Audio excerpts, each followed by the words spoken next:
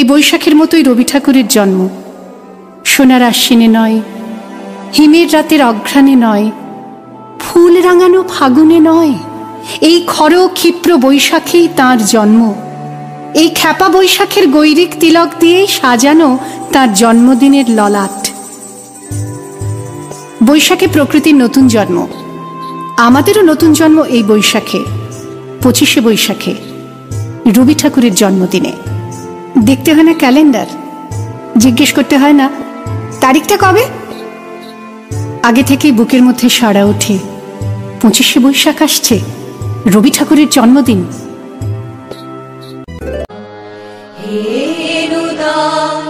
দেখা দি আরবার জন্মের প্রথম শুভক্ষণ, তোমার প্রকাশ কুহেলিকা করি উদ্ঘাটন সূর্যের মত, তোমার প্রকাশ কুহেলিকা করি উদ্ঘাটন সূর্যের মত।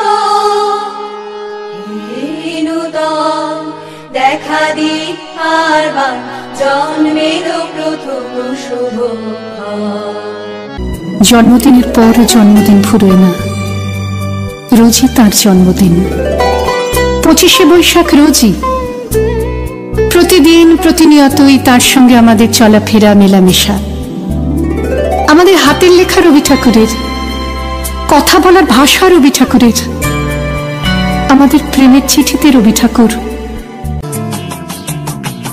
ভালো আছি, ভালো থেকো, আকাশের ঠিকানায় চিঠি লিখো, দিও তোমার মালাখানি,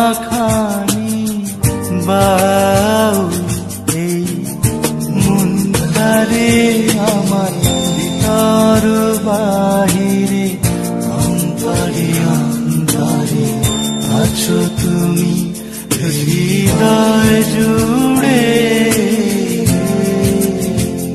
আমাদের সংস্কৃতিকে মাটির কাছাকাছি এগিয়ে নিয়ে যাওয়ার সংকল্পে রবি ঠাকুর, আমাদের সভ্যতাকে দানবের হাত থেকে ছিনিয়ে নেওয়ার সংগ্রামে রবি ঠাকুর।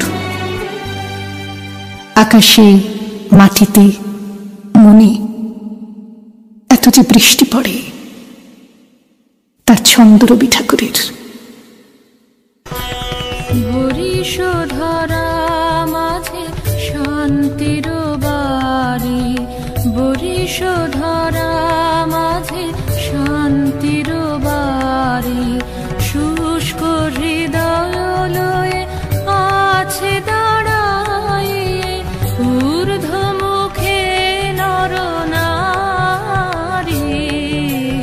বরিশধরা মাঝে শান্তির বাড়ি। এত যে ফুল ফোটে, তার গন্ধ রবি ঠাকুরের। তাই প্রতিদিনই তার জন্ম, কোনো দিনই তার মৃত্যু নেই। কালের কালা পাহাড়ে সে কোনো দিন যদি ভারতবর্ষ থেকে সমস্ত ঠাকুরের পুজোর প্রদীপ নিভিয়ে দিয়ে যায়, তবু একটি ঠাকুরের বেদী চিরকাল থাকবে মাটির সঙ্গে গাঁথা। কোন ঠাকুর?